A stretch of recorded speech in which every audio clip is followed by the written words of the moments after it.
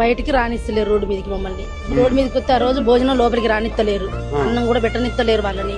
కనీసం ముగ్గురు మంత్రులలో ఒక మంత్రి అన్నా లేకపోతే స్థానికంగా ఉన్న కొంతమంది ఎమ్మెల్యేలు అన్నా ఎవ్వరు రాలేదు. కనీసం ఒక అక్కడ ఉన్న వార్డ్ మెంబరో కౌన్సిలరో వాళ్ళన్న కాంగ్రెస్ నుంచి ఎవ్వరు రాలేదు. ఒక్కరు రాలేదు. బీఆర్ఎస్ వాళ్ళు ఒక్కరే వచ్చారు, ఎవ్వరు రాలేదు. బీఆర్ఎస్ వస్తున్నారు. ఎవ్వరు అన్నమైన నీళ్లు వాళ్ళే తెచ్చి పెడతారు, కానీ వాళ్ళే పట్టించుకోకపోతే మా బతుకులు ఏం కావాలి? అసలు ఏ రోడ్డు పాలు ఎవరు మాకు అక్కడ దిక్కు చెప్పండి. అట్లా చేసాను మమ్మల్ని.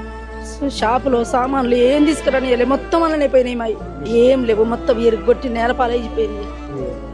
ఎట్లా మాకు ఇట్లా చేస్తే ఎట్లా ప్రభుత్వం ఉండి వాళ్ళు కానీ వాళ్ళు న్యాయంగానే వాళ్ళు అనుకుంటారు, కానీ అన్యాయమైన సంగతి వాళ్ళు తెలుసుకోలేకపోతారు. ఇప్పుడు చెప్తారు కదా చిన్న మెదడు లేదు రేవంత్ రెడ్డికి అని, దానివల్ల వాళ్ళకు తెలుసుకోలేకపోతారు వాళ్ళు. అట్లా మీరు కన్నీరు పెట్టుకున్నా కూడా పేడ్ ఆర్టిస్టులు అనడం ఎట్లా చూస్తారమ్మా?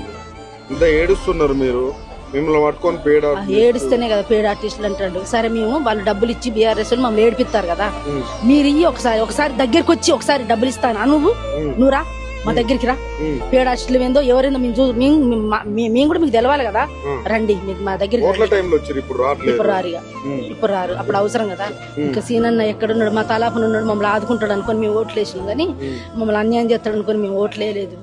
న్యాయం చేస్తాడు, మాకు అన్న పట్టాలు ఇస్తాడు, మాకు రోడ్లు వేపిస్తాడు. పక్కన ఉన్నది కదా, మమ్మల్ని ఒక దత్తత గ్రామం లెక్క మమ్మల్ని చేసుకుంటాడు అనుకున్నాం. మేము సీనన్న ఫోటో పెట్టుకొని పెద్ద పాలాభిషేకం చేద్దాం అనుకున్నాం, మాకు ఇస్తే. కానీ మమ్మల్ని ఇంత అన్యాయం చేస్తాడని మేము అనుకోలేదు. ఈ మాటలు పేడ ఆర్టిస్టులు బీఆర్ఎస్ వాళ్ళు మాటలు వాళ్ళు చేపిస్తారు అనేది చెప్తాను, కానీ అది అబద్ధం.